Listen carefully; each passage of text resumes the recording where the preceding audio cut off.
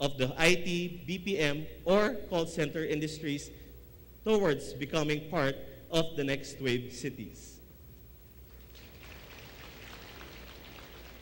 And very soon, we will be the first city in the entire country to be called the first fiber city. This is in order to provide digital solutions to the social needs of our people.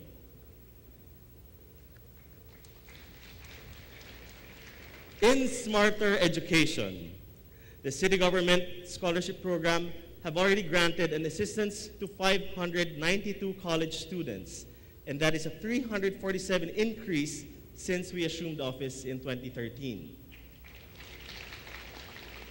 We've also opened up the athletic scholarship program, especially to aid the out-of-school youth with potential in the field of sports. We've generated 15,834 jobs through job fairs as assistance in education to employment, both local and overseas. That is an 85% increase since 2014. We've also distributed more than 29,000 school bags and school supplies to daycare, elementary, and high school students in all public schools. We participated in Brigada Escuela 2015, Boy Scout of the Philippines, and the World Teachers Day celebration.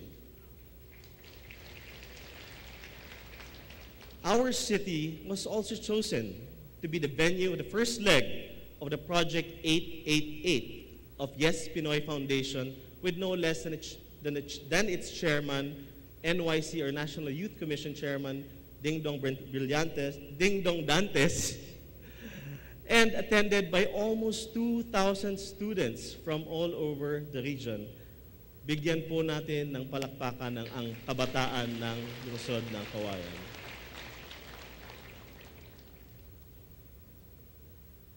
We've opened up our new National Child Development Center that is now catering 71 toddlers and preschool kids.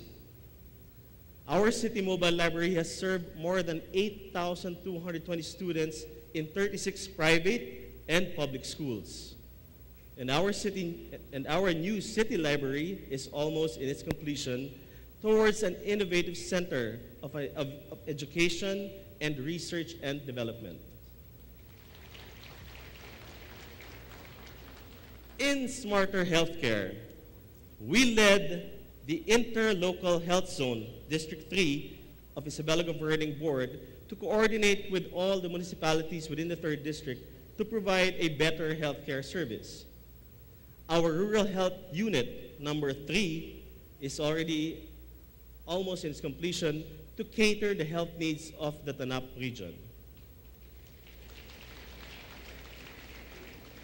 We've strengthened our nutritional programs, such as the promotion of practice in good nutrition, infant and young child feeding, health, oral health, and diabetes awareness, training programs, Alkansya para sa buntis, Operation Timbang, and supplementary feeding programs. And it was through these efforts that we reduced the number of severely underweight, and overweight cases. We were also one of the only 3 cities in the entire country to host the Walk a Mile for Senior Citizens. And this is in partnership with the Philippine Sports Commission and, of course, our provincial government headed by Governor Boji D. With more than 1,000 senior citizens, the largest number of participants in the entire country. Palakpakan po natin ang nagsisipagan at naglalakasan pa nating mga senior citizens ng lungsod ng Kawayan. We've also started the monthly birthday celebrations for our senior citizens. We hold it every last Monday of the month. So lahat na may birthday po na senior citizens for that month ay nagsiselebrate sa ating senior citizen clubhouse dahil hindi natin kayang gawin yung pagbibigay ng cake sa bawat isang senior citizen tulad ng Makati, party na lang para masaya pa. We've distributed 61 assistive devices and financial assistance for the payment of physical therapy and artificial legs for our brother PWDs. Our unified efforts in reinforcing our health programs have enabled us to be declared as a regional awardee for Best Infant and Young Feeding Implementer, a grand champion in Batang Radio sa Nutrisyon Congress 2015, and a second-year consistent regional outstanding winner in nutrition maintenance and the seal of child-friendly local governance. Palakpakan po natin ang ating BNS, City Nutrition Committee, and ang CSWD. Isa pa pong palakpak. In peace and order, we've added 2 mobile patrol cars to our local police, led by our new Chief of Police, Superintendent Engelbert Soriano, in addition to our SWAT and Special Action Unit to increase the physical presence of our PNP. We finally formalized the first Kawayan City Crime Laboratory through our tripartite agreement with the ISU Kawayan and the Regional Crime Laboratory for the use of our Scene of the Crime Operatives, or SOCO, of the PNP. We're also the first to have the Human Rights Action Centers in the barangays through the regional office of the Commission on Human Rights. And we've granted barangay patrols to 65 wonderful barangays of our wonderful city. Maraming salamat po sa ating mga butihing kapitan sa patuloy na pagsuporta at pakikiisa sa mga programa ng ating lungsod. Palakpakan po natin ang ating mga kapitan. We have institutionalized our City Disaster Risk Reduction and Management Office that comprises of Rescue 922 and the Emergency Operation Office, which we named as BGD Command Center, equipped with new state-of-the-art CCTV monitors and advanced technology software. The CDRRMO is undeniably one of the most effective implementing arms of the city government of Kawayan. And as it has been declared a Hall of Famer awardee of the National Gawad Kalasag for Best Government Emergency Response Management, Regional Excellence Award for Disaster Prepared LGU of the Year, and placed first in the regional level GEMS Advanced category. Palakpakan po natin ang ating Rescue 922 sa pamumuno ni Mr. Ronald Viloria. In Smarter Agriculture, our city nursery has distributed more than 150,000 assorted vegetable seedlings to more than 700 households as part of the Gulayan sa Barangay project. We've distributed more than 7,474 bags of certified seeds and 666 bags of hybrid seeds to rice farmers in almost 28 irrigated barangays and 600 bags of corn seeds in 23 barangays affected by Typhoon Lando and Nona under the Seed Assistance Program. We've granted a capital seed fund of 5,000 to more than 500 indigent families under the Sustainable Livelihood Program, and granted fertilizers to more than 7,300 farmer beneficiaries for plant growth and development. We've distributed bags of quality hybrid corn seeds, including cash assistance, to a total of 2,797 corn farmers affected by the drought under the Seed and Cash Assistance Program with the provincial government of Isabela, headed by no less than other Governor Boji D. Let's all give them a round of applause. We've also completed a small water impounding project at Villa Concepcion that will cater to more than 80 hectares of cornfield. And we played host to the National Congress for the Agricultural Cooperative. we will have the first Agriban to provide the technology demonstrations and technical support on good agricultural practices. These efforts have led us on a road to being declared as a Hall of Fame awardee in the recently concluded National Quality Corn Achievers Award. Let's give a round of applause sa ating magsasaka at sa ating City Agriculture Office. Let's again give them a round of applause. In Smarter Livelihood, we've institutionalized our Go Negosyo Center and our city showroom to provide assistance to micro, small, medium enterprises in partnership and support of the Department of Trade and Industry. We've enhanced the work and employment opportunities for our PWDs and hosted the Globe My Business Day, which was the first to be conducted outside Metro Manila to help the business sector to be more competitive using or through digital solutions. We will likewise strengthen our livelihood programs that enable us to be awarded as regional winner in the 2015 Gawad Parangal Search for the Best Performing LGU Cooperative Development Office, second place Best Performing Non-Agri-Based Cooperative, second place National CDA Gawad Parangal 2015. Let us again give a round of applause to our City Cooperative Office and their members. In tourism, the long overdue wait is over. We have finally come to a realization of having our premier tourist attraction. Last October, we inaugurated the Hacienda de San Luis. This encompasses, or this holds, the City Museum, the La Flor Events Place, which can hold up to 2,000 people, and a recreational facility with zipline, just enough for a wholesome activity in that area.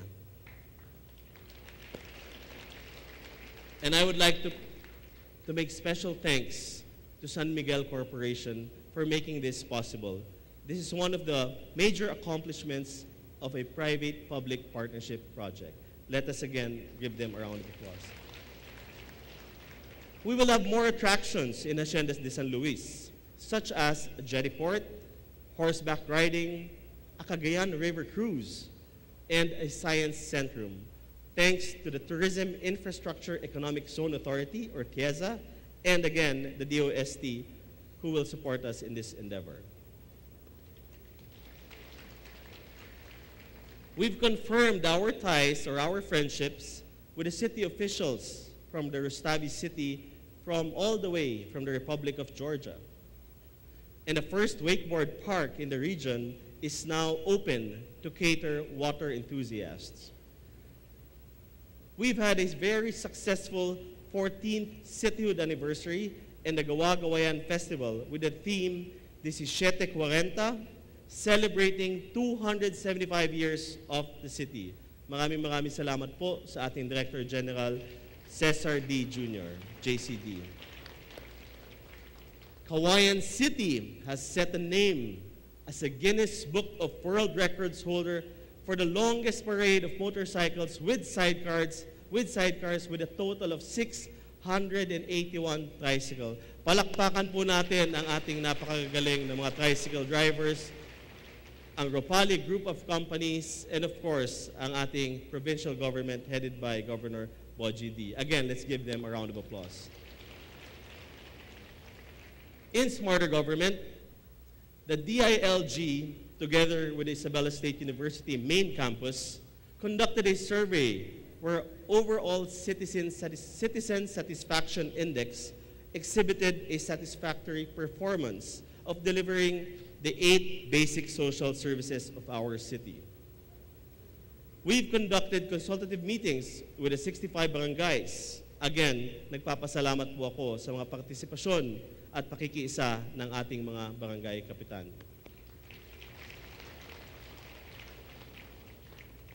And we've successfully passed the ISO surveillance audit in quality management system.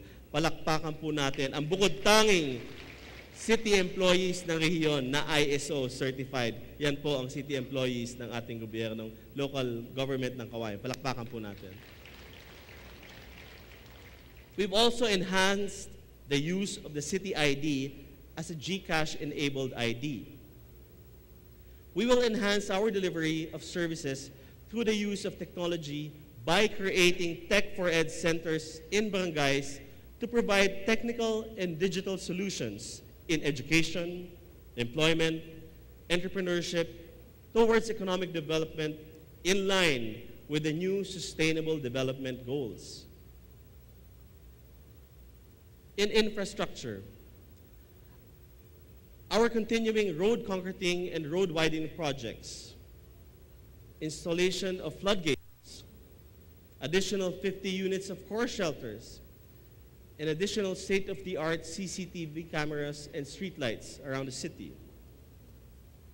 And behold, the new site of the new public cemetery of the city of Cauayan, located at Barangay San Francisco.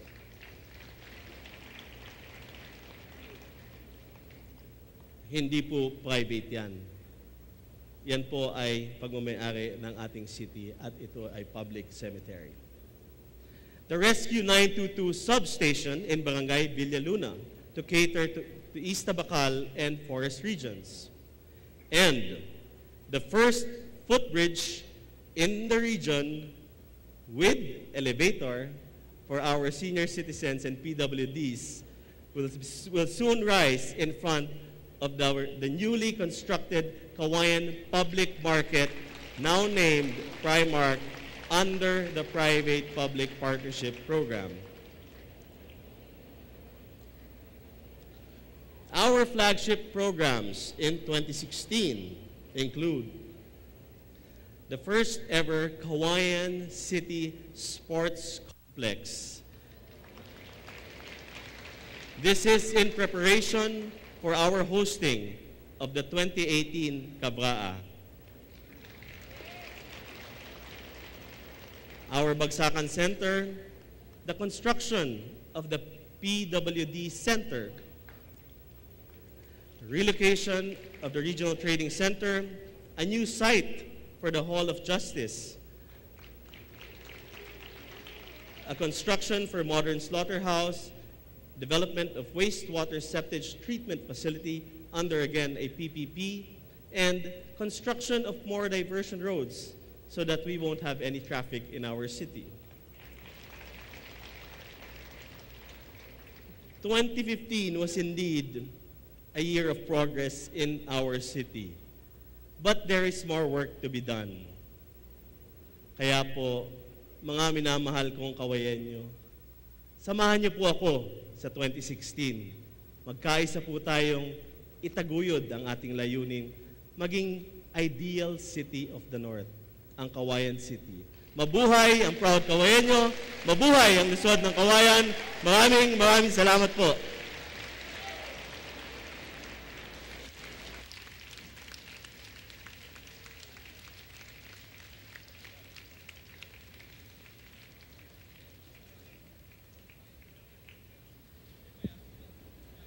That ends any move for Mr. Chairman, may I move for adjournment? that ends the city address of our Honorable Mayor, and it has been moved by the Honorable Edward De Luna, duly seconded by Mr. Honorable Sardi Uronda, that we shall now adjourn this afternoon session.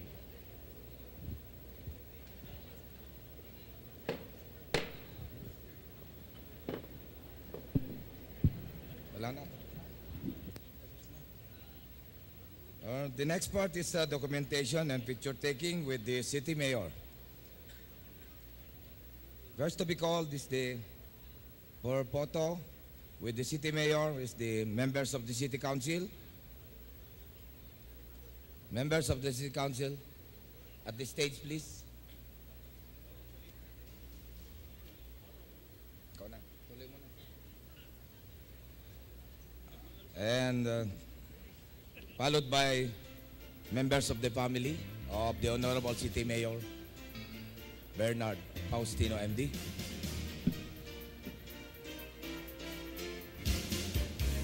And next to it is the department heads. All the department heads of the different agencies. And next on deck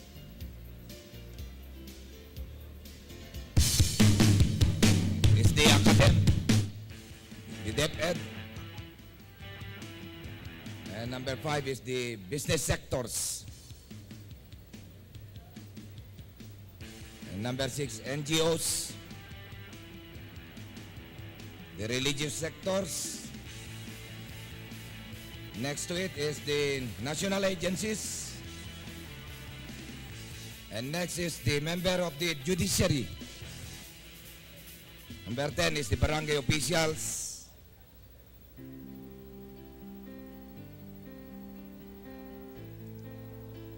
Second to the last is department offices of the LGU Kawayan. And the last is the media and press people.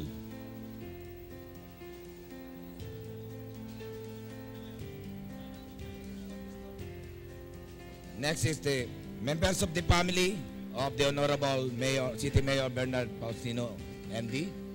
Picture taking, documentation. How long have there been Carabao races? I mean, is it something that's very traditional? Yes, it is very traditional. As you can see, like Kawayan, the old province of Isabela is very agricultural based. So we really use our carabaos almost daily. They are very helpful to our farmers, and they're the lifeline of our produce, rice.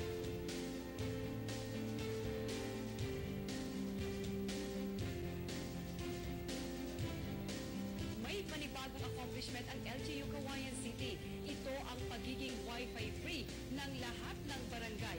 At ito ang kauna-unahan umano sa bansa. May we call on the members of the academy to please line up for your photo op. Services sa mga residente. Members of the academy. Ang paggamit ng city card o citizen.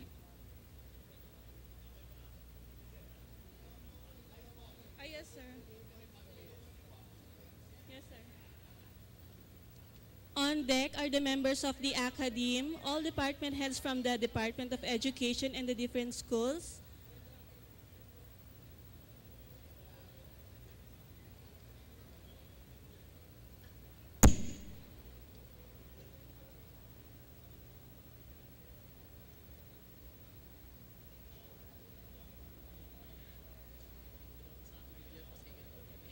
Oh, sige, sige. Oh, sige. Ay, oh, sige, sige. How long have there been Carabao races? I mean, is it something that's very traditional? Yes, it is very traditional. As you can see, like Kawayan, the old province of Isabela is very agricultural based. So we really use our carabaos almost daily. They are very helpful to our farmers, and they're the lifeline of our produce, rice.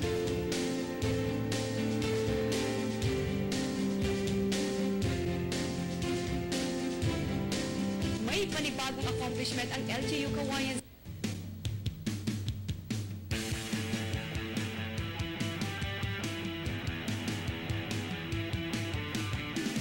On deck, DepEd Kawayan City.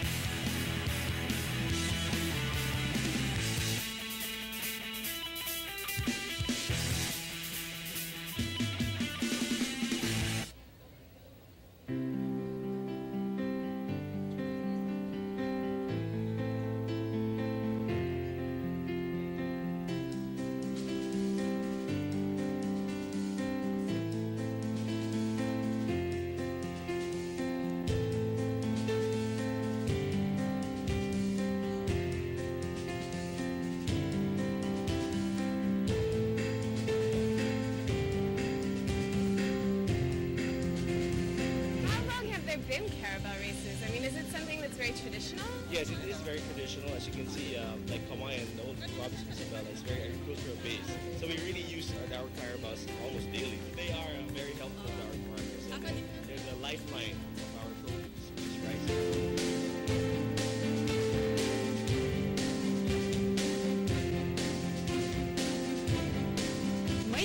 bagong accomplishment ang LGU Kawayan City. Ito ang pagiging Wi-Fi free ng lahat May we ng request barangay. all At teachers ito from ang the Department kauna-unahan of umano sa Education bansa to na please isang pamanan ng occupy lungsod the ng Kawayan front na section of mabawasan the stage. proseso sa pagtanggap ng mga May we request all the teachers of the Department of Education to please occupy the front of the stage, please. identification card. Pagbiyahe sa lungsod ng Kawayan, ang kauna-unahang mobile e-library sa Isabela. Kargado ng 20 laptop computer, ang air-conditioned On deck, LGU Ilagan City. sa lungsod. May wifi na rin ang bus, kaya konektado na sa internet ang mga computer. 30 mag-aaral ang kayang kargahin ng bus.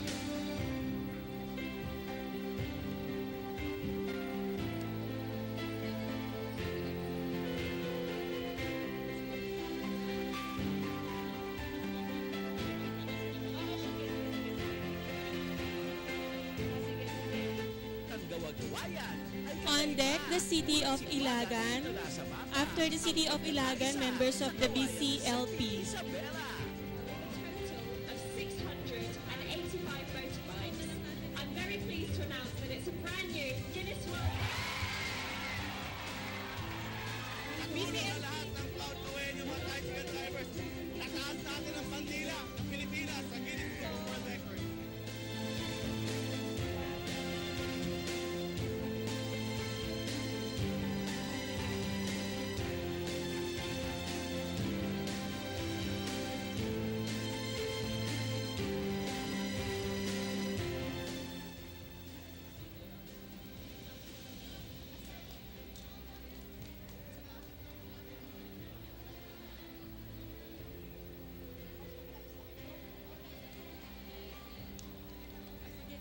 On deck po, all po ng barangays of the City of Kawayan, please join our City Mayor on the stage. All members of the punong barangay of the City of Kawayan po, kindly accompany our Mayor at the stage for your photo op. Next po sa mga punong barangay is our BCLP. Susunod na po, BCLP. Ay, sige, ikon mo na lang muna sila doon. Ikon mo na lang muna sila doon.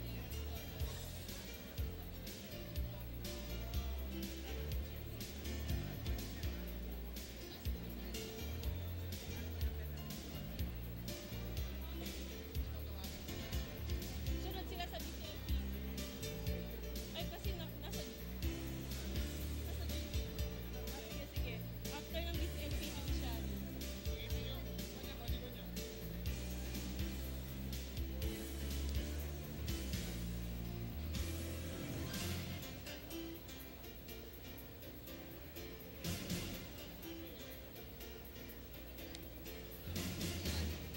Kapitan?